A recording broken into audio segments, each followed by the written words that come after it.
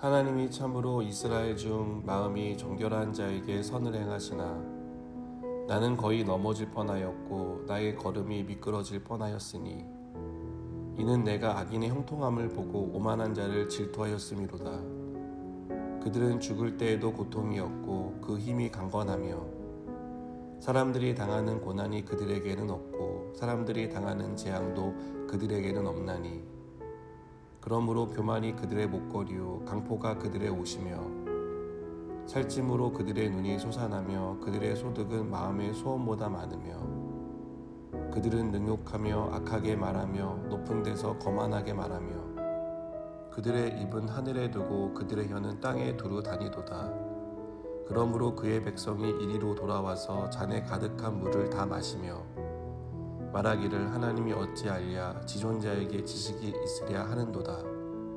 볼지어다 이들은 악인들이라도 항상 평안하고 재물은 더욱 불어나도다. 내가 내 마음을 깨끗하게 하며 내 손을 씻어 무죄하다 한 것이 실로 헛되도다. 나는 종일 재난을 당하며 아침마다 징벌을 받았도다. 아멘. 우리는 믿음과 현실 사이에서 거리감을 느낍니다. 우리의 현실이 우리가 믿는 대로 이루어지지 않는 것을 보기 때문입니다. 믿음이 좋은 사람이 복을 받아야 하고 악한 사람은 고통을 받아야 한다고 생각하는데 우리가 보는 현실은 이와 다르게 전개될 때가 많습니다. 시인도 이런 일이 일어나는 것을 보았습니다. 그는 1절에서 하나님이 참으로 이스라엘 중 마음이 정결한 자에게 선을 행하신다라고 믿었습니다. 하지만 시인은 현실에서 일어나는 일을 보며 마음이 흔들렸고 시험에 들 뻔했습니다. 시인은 경건하게 살았습니다. 마음을 깨끗이 했고 자기 손을 씻으며 죄를 짓지 않았습니다. 시인은 죄를 멀리하고 하나님을 묵상하며 자기 죄가 떠오를 때마다 슬퍼하고 회개했습니다. 이렇게 경건한 사람은 당연히 복을 받아야 합니다. 적어도 고난은 당하지 말아야 합니다. 그러나 시인은 14절에서 자신이 처한 상황에 대해 나는 종일 재난을 당하며 아침마다 징벌을 받았다라고 말합니다. 시인이 어떤 일로 고통을 당했는지는 모릅니다. 질병에 걸렸을 수도 있고요.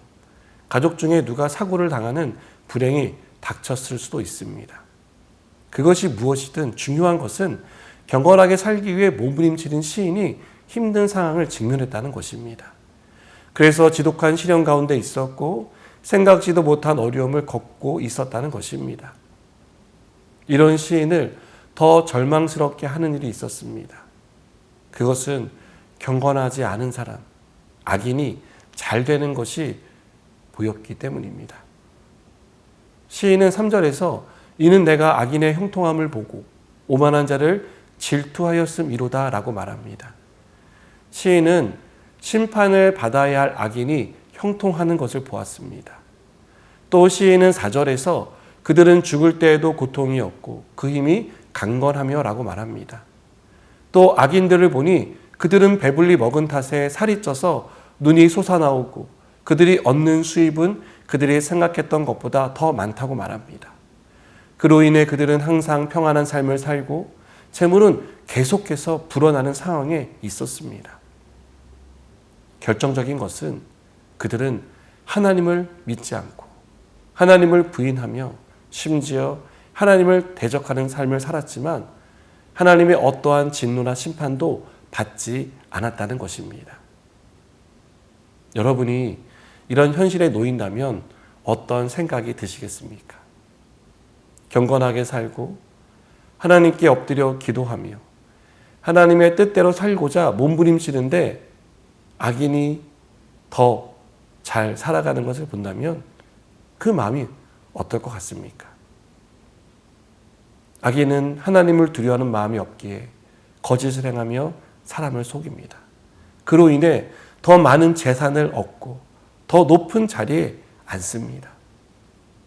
도저히 이해되지 않고 용납되지 않는 상황입니다.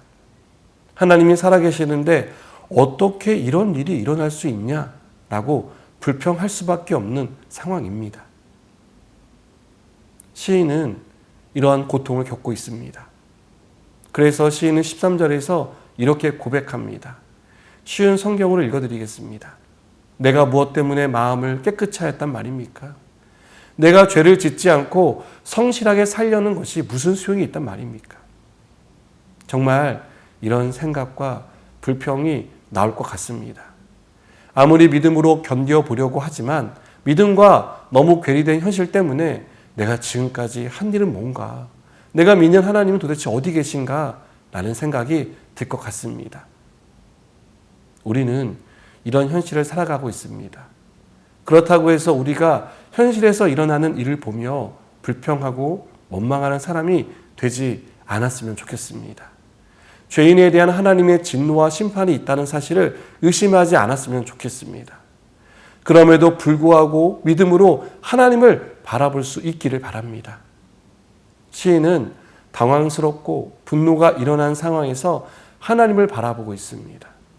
하나님이 살아계시는데 어떻게 이런 일이 일어날 수 있냐며 실망하고 낙심해서 떠나지 않고 그럼에도 불구하고 하나님께 나아갔습니다. 이것이 중요합니다. 하나님께 나아가야 믿음과 현실 사이의 괴리가 어떻게 극복되는지를 볼 수 있습니다. 하나님이 이 일을 어떻게 처리하시는지 볼 수 있습니다. 이해되지 않는 현실 때문에 낙심하고 좌절하지 말고 하나님께 나아가는 저와 여러분 되기를 바랍니다. 기도하시겠습니다.